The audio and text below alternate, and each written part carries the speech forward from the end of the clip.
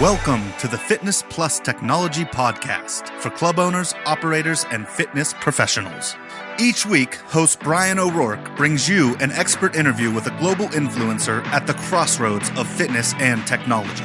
You gain the insights, tools, and inspiration you need to stay connected to the pulse for what matters most for your business in the age of exponential technologies.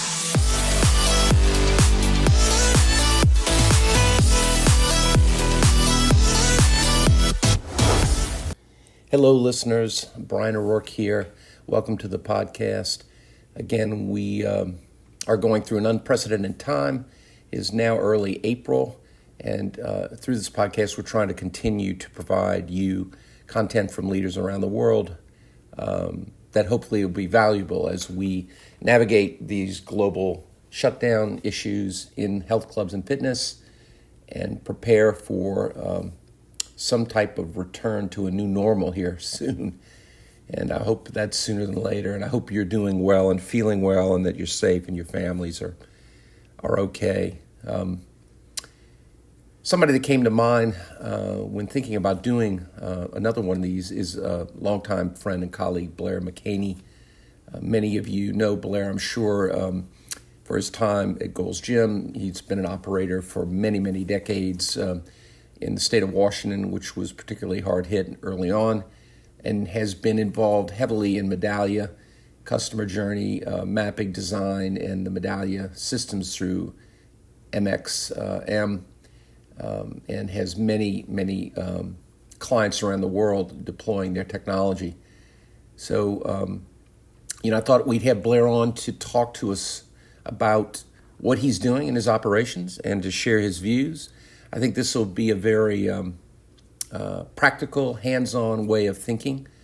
And they have some terrific free tools through XMM that will be provided in the links in the show notes that Blair and I will be talking about. So hopefully those tools will be useful to you when you hear him describe them.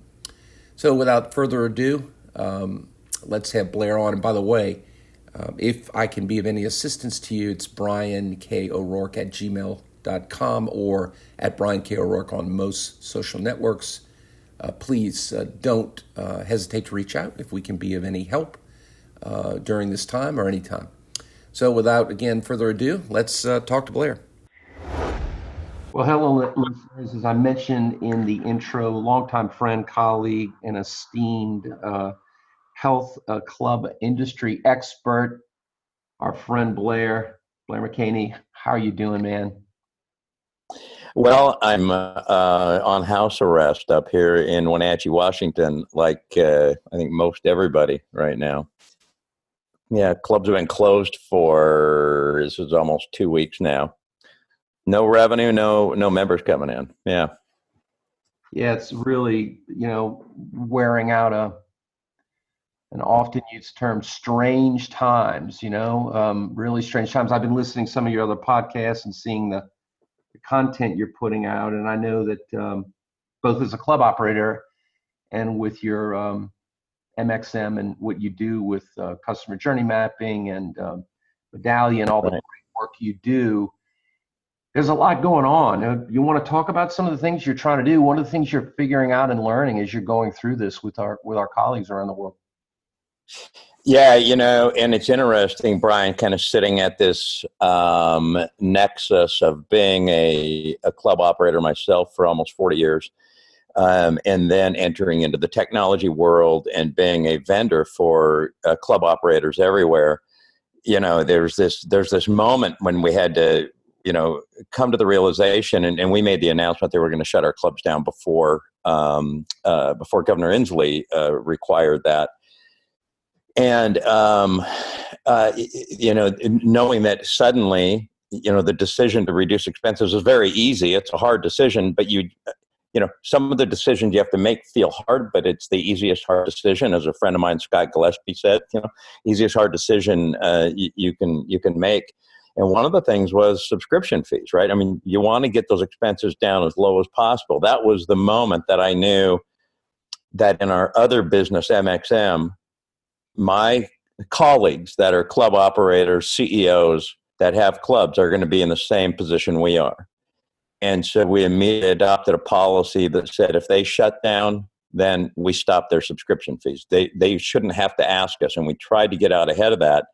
And then anybody that pays for annually for us, we also said we'll just extend the life of their agreements by the amount of time that they're closed down. And it was kind of this sinking feeling to know that you're going to be without revenue in your clubs. All of your customers on the technology side, they're about to have this, rolling wave of shutdowns come across the U.S., and they're going to be without revenue too. So, fortunately, we have a lot of dry powder and are in a real strong position for both our clubs and MXM. But what that does is it allows me to do things in the clubs during the shutdown as we're looking at feedback coming in from customers from the shutdown survey that I can then relate to our own customers, things that are extremely high value. So we're not resting on our laurels. We see this as a major opportunity to bring a lot of value to the industry. We think this is, I think, you and I have used the term either reset or rebirth of the fitness industry. And there will be winners and losers in this. And the people that optimize this time right now have the greatest chance of winning.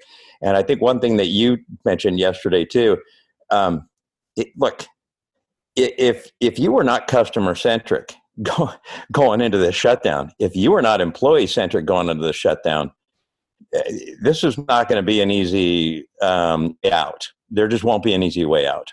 And this is a huge opportunity for a lot of organizations right now. Yeah, I think you're right. And Blair, you mentioned the free survey. So this is something, the shutdown survey. We're going to have it, listeners, in the link in the show notes. It's also part of our newsletter we're sending out. And this is very actionable. So it doesn't require anything from you. Blair's going to explain it. I think it's a brilliant idea. Blair, what is this survey and what are you trying to accomplish for everybody? Well, there are themes. We see like hundreds of thousands of pieces of feedback on health clubs. Medallia sees billions of pieces of feedback at enterprise level. Going into these fears around COVID-19, when that really starts to happen right as we roll over into January, that's where that starts to come in. So there's a lot of voices out there that start to well up in all of this customer sentiment and customer feedback. When we started to really dig into feedback coming in from clubs, as the COVID-19 fears start to rise, and now a lot of us in the industry are communicating with each other. SoulCycle was probably the first one to say, okay, people on every other bike. And now look at how kind of odd that seems right now, looking back. So then it moved very quickly. Fears are not reducing right now. They're heightening because nobody's watching sports, they're all watching news, and everybody's projecting these death rates and everything. So there were 4 themes that we found in all of the unstructured feedback, the verbatims. And we looked at that and said, oh my gosh, if we can really grab metrics around those 4 themes consistently across not just our clubs, but if we created it standardized, look, it's not customizable. You use the questions we have in the open box we have or don't do it, right? I mean, because this is free, it deploys quickly, and we can create standardized metrics. So, cleaning, being a clean club, being a friendly club has always been important. That's always been important. This is different. This is people feeling safe. This is, and at the height of these fears, what are those things? And so the 4 main themes going into this shutdown, 3 of them have to do with being clean and sanitary. And the third one has to do with business practices. So the first theme is how much that customer believes that you're following expert advice on cleaning and sanitizing. And the way that you ask that question, the way that we ask that question is important, because you say, well, how the heck would they know if you're following expert advice or not? And the answer is because you've communicated it really well, right? And the minute I say that, people are probably thinking, communicate. How do I tell them? Do I put that on social media? Do I put up signs? Yes. But What color are your hand sanitizers? Are they battery operated or hand pump? Are they at 2 levels so somebody in a wheelchair can get to one and one higher? And I don't care if you only have 3 people in wheelchairs in your organization. What message does that send to everybody? In other words, everything is communication. And so they have to be able to, through their own customer journey, interpret that you are following best practices, that you are using the latest technology, that you are, okay. So it's really, so that's a level of trust. How much do they trust that you're following best practices? So that's one of the metrics we grab. The next one is, how easy do you make it to clean and sanitize equipment before and after use? How easy do you make it? Not that we have the stuff available. This is very different. And Bryan, in the 4 weeks prior to the shutdown, I had traveled a lot, like 4 weeks out down to 3 weeks out, and I worked out at 6 different clubs from Atlanta to New York. And I started to observe how people are cleaning and what they're cleaning with. Almost no one cleaned the equipment. And it had a lot to do with where the cleaning supplies were and the effort it took to get off of a treadmill, walk over and find it, and come back and clean. Now, in one of those clubs, they had their own staff out there cleaning a lot, but it wasn't, I mean, and if you were looking for it like I was, you'd be impressed with it. But if you were just going through your workout, you might not notice it, and you might say, God, I don't even know if they're cleaning, right? So, okay, so 1, are you following expert advice? 2, how easy do you make it to clean and sanitize? 3, how easy do you make it for me to sanitize my hands? This is going to get bigger and bigger. So those are the 3 that help the fears or help you understand the fears of your customer. And they will provide you tremendous information that, I mean, you think you know what you're doing. You need the collective voice of your customers to chime in on this. The last one is, how you handled my dues going into the shutdown. How do they feel about that? Now, those are the ones sort of around the shutdown. Sorry for this long, drawn-out answer, man. No, makes sense. Please, that's why we had you on. Okay. Then the next 2 things we want to understand. They're sitting at home, quarantined. The next thing we want to understand deals with the purpose of your organization. And it says, how confident are you that you will be able to maintain your exercise during the shutdown? And in our own clubs, that's where we're seeing the lowest scores. We're above a 9 on everything. And on this one, we're at about a 6.9. Now, since this is a free survey and the questions are fixed and you have access to the reporting, we're not asking to integrate through your member management system. We're going to give you the feedless link and everything on how to do it in an email blast. Pull it back in again, do another email blast by pulling out the respondents, and you can get your response rate super high this way. So instead of us, like we normally do in the MXM platform, we have this very advanced member view that has their name and contact and how much they spend and everything like that. In this, you don't have that. But what you do have is the opportunity for people to put in their email or phone number. And about 51% of the people are putting in their email if you want to contact them back. Well, of the people that are giving themselves a 6 or lower on how confident are you that you can maintain your exercise, about 51% of those are giving contact information. So you may have staff that are idle. We're reaching out to every single person and saying, hey, here's where our online content is. How can we help? The last metric that we're gathering is how likely is it that you will return to the club right after the shutdown's over?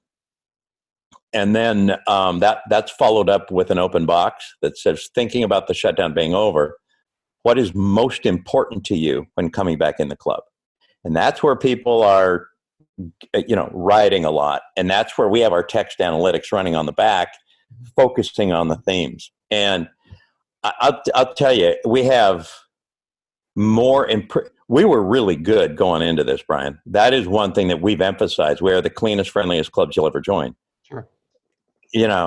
And we maintain trailing 90-day club cleanliness scores of 9.3. or higher sometimes. But that's really up there. But I can't tell you how many ideas we already have from the feedback from our members. Yep. Right now during the shutdown. Yeah. And so what this is a great free tool that operators can use to start getting that feedback and building their response to how they're going to deal with their customer members, what's important to them, those kind of things. So why wouldn't someone want to do this? I don't know. I don't, you should be doing this. And also, Bryan, think about this, right? Think about it. It's not going to be just April. It could be April and May, and it could be part of June that you're shut down. I want to know, what marketing message are you going to use? Right. Not come join for zero down, not, we're only this much a month. But your marketing message sure could be, we are listening to our customers. We want you to know, hey, here's a new technology that we've adopted. That could be your marketing message. Right now, my marketing, we've doubled our marketing.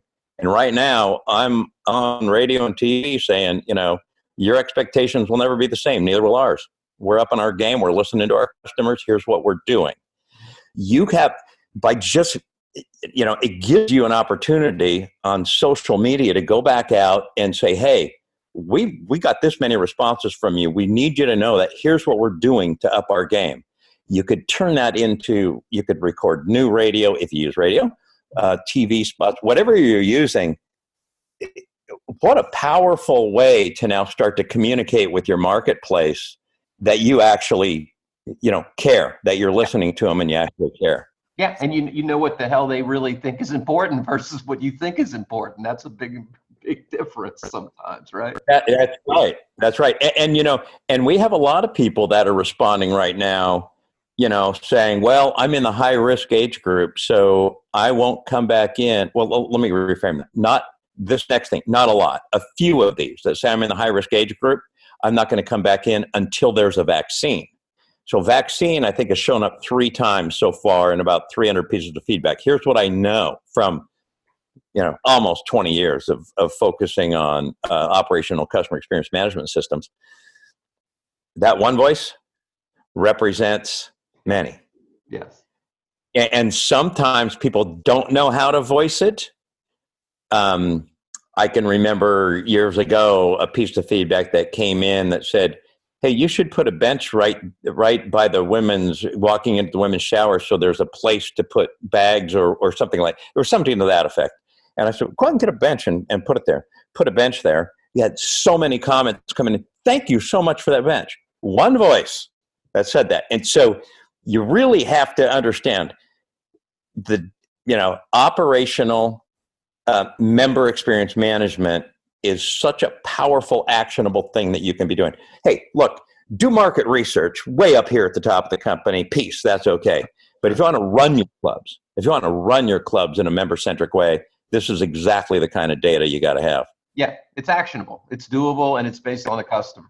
So that's exactly what you want. Well, we're going to have that shutdown survey link in the notes. Again, fantastic offering, very helpful, really actionable. I know that's a fantastic idea. Now, your second thing is crowdicity. Why don't you explain to the listeners what is that and what's the benefit of that for our listeners? So it's interesting. Crowdicity is a crowdsourcing ideation and innovation platform. Really a cool technology. A lot of universities use it. A lot of enterprise companies use it. And Medallia acquired that company. People may or may not know that Medallia also owns about 19% of our company. And so in our technology package that we have with Medallia, Crowdicity is part of that. So what we've done is we've created the MXM Idea Lab built on top of the Crowdicity technology. And then the idea is, okay, so you have it, now what do you do with it, right? So what companies do, and what our approach is out to the industry, this is available to the entire fitness industry. If it were your company reaching out to your own employees, you would frame up certain challenges, like, it might be, how can we better engage you, whatever, right? You frame up a certain challenge. It could be a problem around a product. It could be anything. And then you invite people to participate, and they submit ideas. So the challenge is sort of the top piece. And then ideas get submitted as to how to tackle that challenge. Then within the ideas, people can come in and comment and upvote. So they can sort of submit their own sub-ideas to your idea. So what we've done is we have created some of the key challenges around the COVID-19 shutdown. How will you keep employees engaged? Are you preparing for how to prepare for a 3-month shutdown? How to keep members engaged? How to prepare for an awesome welcome home and reopening? And then as we have had conversations with a lot of our customers, my team has sort of curated some of those ideas, entered them under those challenges, and then we invite people to participate and upvote. So we are looking for participation from all across the fitness industry on that. And I'll make sure that we also have the registration page. All of it is at MXMetrics.com too. But that's the first 2 free products that we're doing during this shutdown. There's more that we're going to do, especially as clubs come back on. And I want to emphasize, it's free. There's no strings attached. What we will be doing with the data is trying to create benchmark data then on the back end that we can push out to the industry. And then at IRSA next year, maybe have some phenomenal data reporting and stuff that we can show from clubs bouncing back to, it's going to be a tough time coming out of this for a lot of clubs, Brian. Yeah, it is. It is. I'm so grateful for you doing these, taking this initiative on and being so helpful to the community, which really needs it right now, because as you know, with situations like this, a lot of times it takes a while to just overcome the shock, of just what's happening. And then people, sometimes they're stunned into not really knowing what they should be doing first, second, and third, right? There's, like you said, the hierarchy of needs, the Maslow, survival being the first kind of thing, right? And then we move up. And so tools like this are very helpful to not only have other people's viewpoints in a structured way that's more meaningful through like Crowdicity, but also, the survey, where you're actually using a customer feedback platform to understand from members what is really important to them, so that you're really aligned with how to really, in an actionable way, reassure them, address what's concerning to them, so that you can then create those messages and have a really thoughtful communication strategy that helps you get through to the other side. That's what's so valuable. When we were talking yesterday, Blair, what are some of the things that cross your mind about the industry in general right now? You mentioned a few in the beginning. I mean, this is going to be really a litmus test for a lot of brands, and also an opportunity probably for others. Yeah, I mean, it seems like there's going to be a lot of acquisition opportunity coming out of this. I was speaking with a team from one of the member management software companies, and they said that the amount of cancellations they're seeing is astronomical. I suspect that might be because how people handled, maybe drafting dues during the shutdown. One thing that we did is the second we knew we were going to shut down, we called our company and said, stop everything. They were in the middle of a draft, and we said, refund every dollar, because the draft started actually the day before we shut down. And so we had to quickly refund. It was partway through. We had to refund 16, maybe 20 grand onto people's accounts. And I'm glad we did that. I'm glad we did that right now.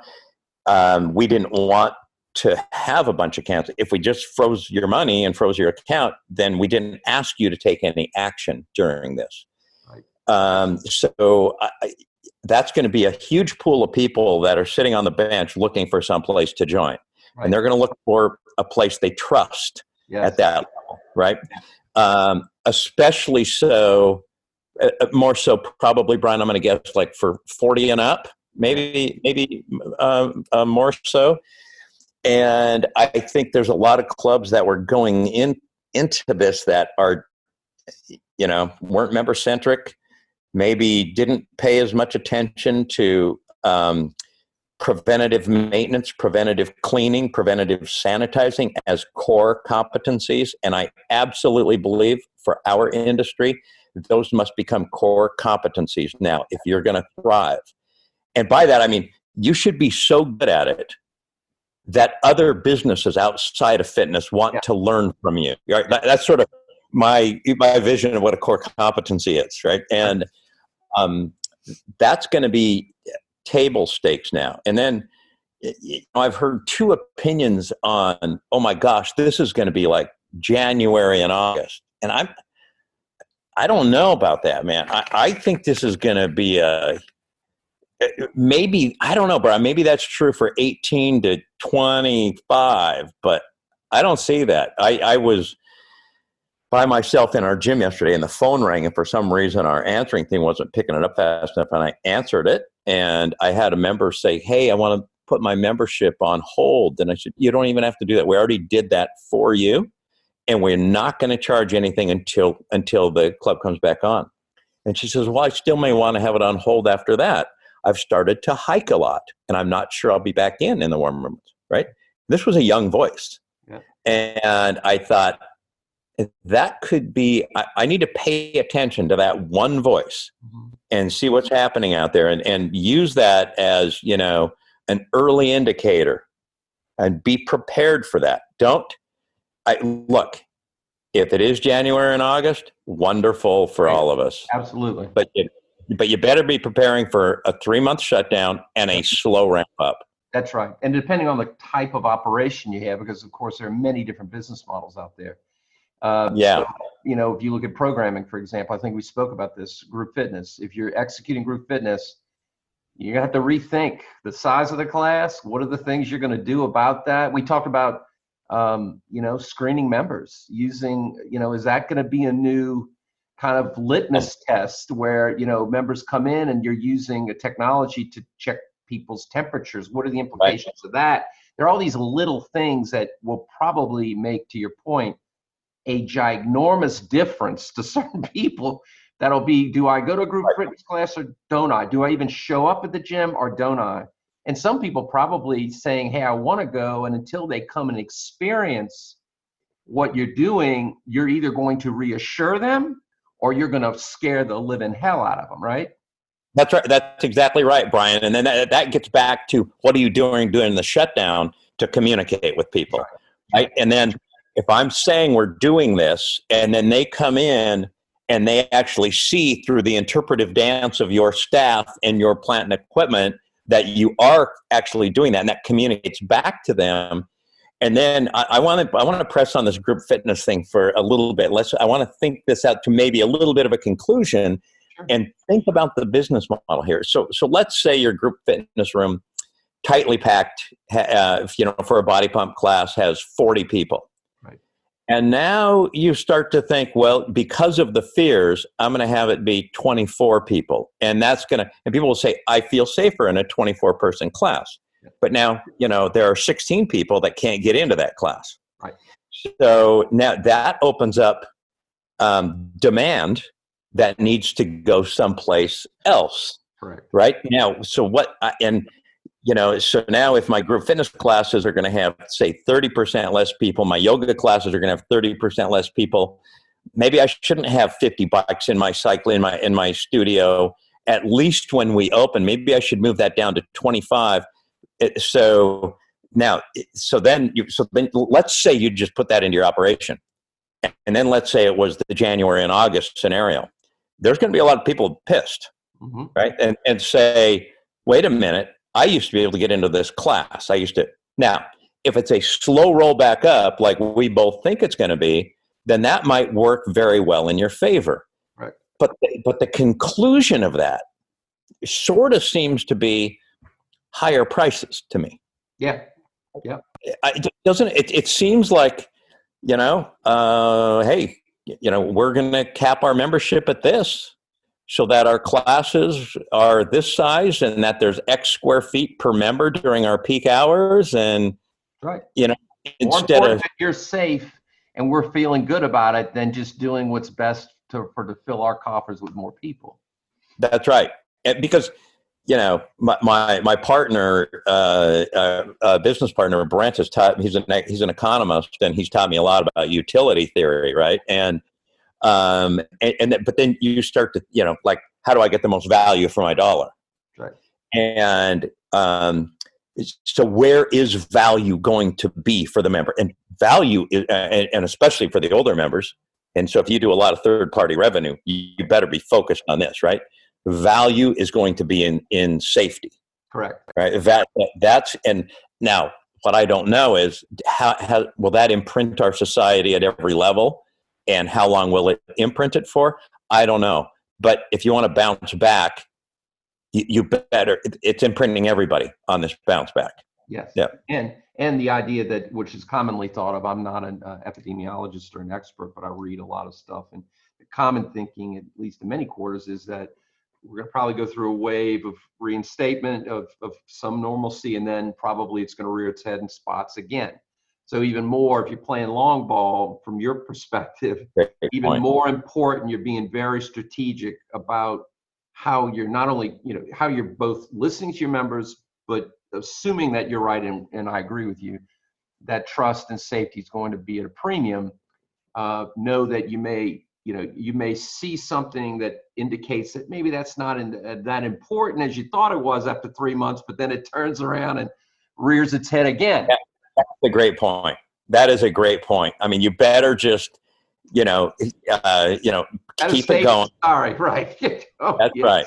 Yeah. And you need to set the benchmark in your marketplace for the processes that are going to be around cleaning and sanitizing. And we have, I can't tell you how many changes we're making, and I'll keep saying it. We were really good going into this. Yeah. We're making so many changes.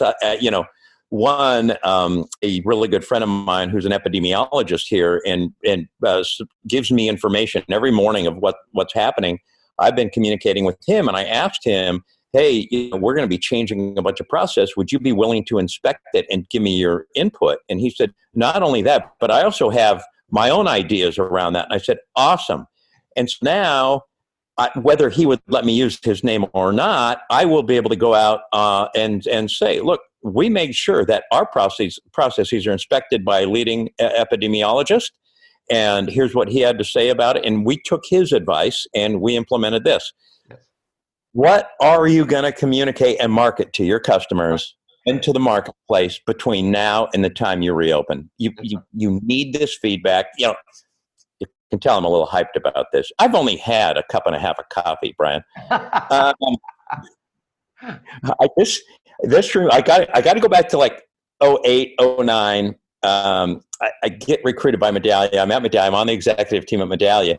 It is going into the worst recession of our lifetime. Sure.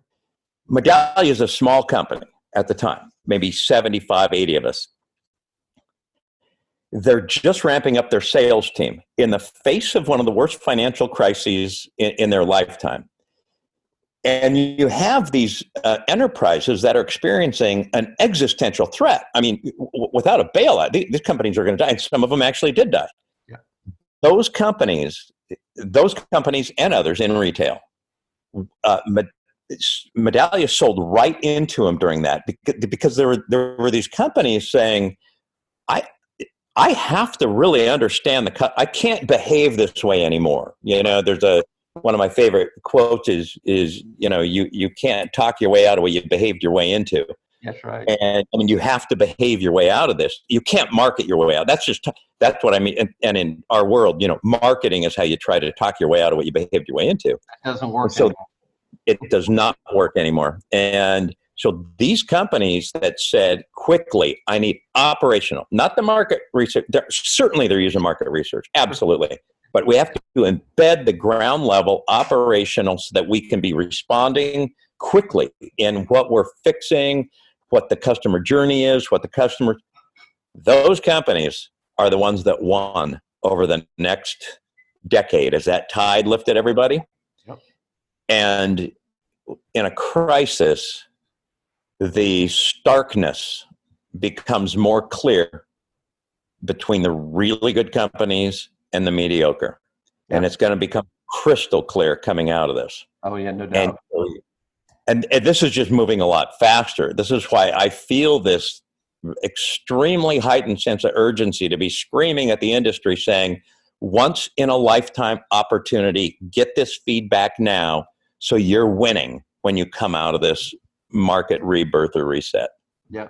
No, that's great feedback.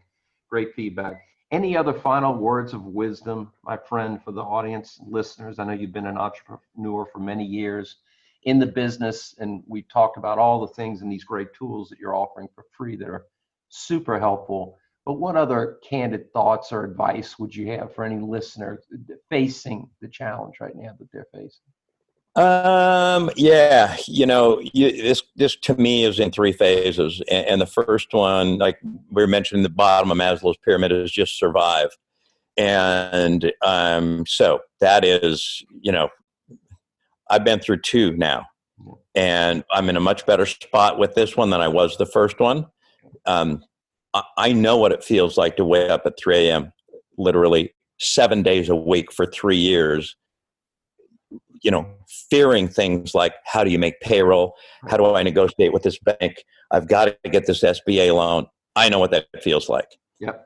So I'm going to just on a very tactical level, I'm not sure without daily workouts I'd have made it through that. So this is on the most tactical level. If you're going through the survival piece, I don't want that to sound trite. It's really important. It will make you feel like you have control of something, that you're empowered, and it gives you that peace. And I would say do it in the morning, because that's what will say, I can win this battle, is to get that workout in the morning. I think that's critical.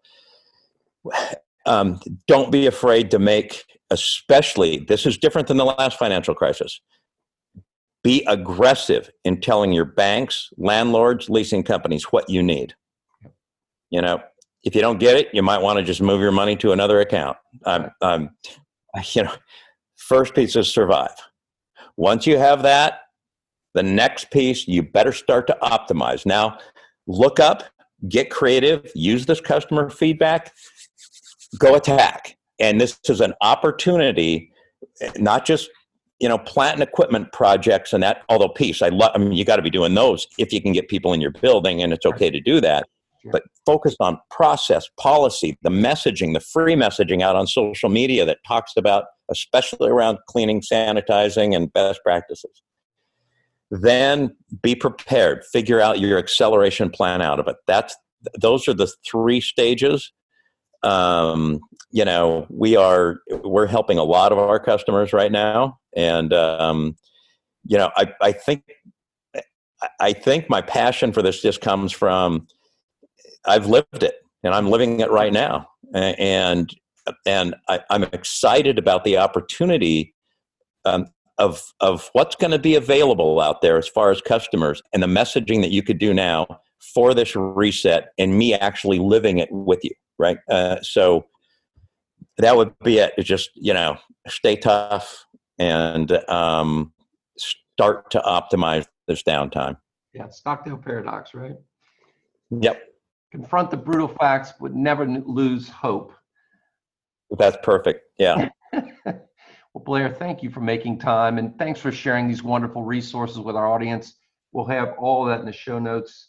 Blair, a longtime friend, dear friend, great icon of the industry. We are so grateful that you made a few minutes to share your wisdom with our listeners, my friend.